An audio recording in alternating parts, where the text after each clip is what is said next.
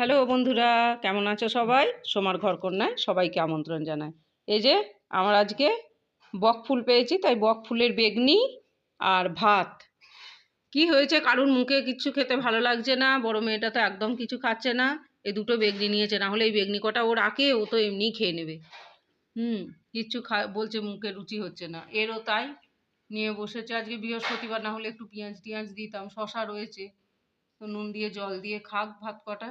একদম ভালো লাগছে না বলছে। ও বেলাও পোস্ত করেছিলাম, পোস্ত দিয়ে ভাত, তাও খেতে চাইছিল না। এটা আমাদের আজকে মেনু আছে। আর ওর বাবা রুটি, রসগোল্লা, কলা।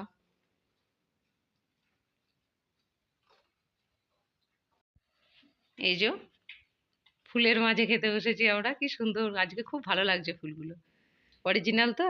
এই যে রুটি, চাটনি, কলা নাও, রসগোল্লা নিয়ে বসেছে। এই তো কলা একটা নিলে হবে, একটাই? আচ্ছা, ঠিক আছে, বসে পড়ো।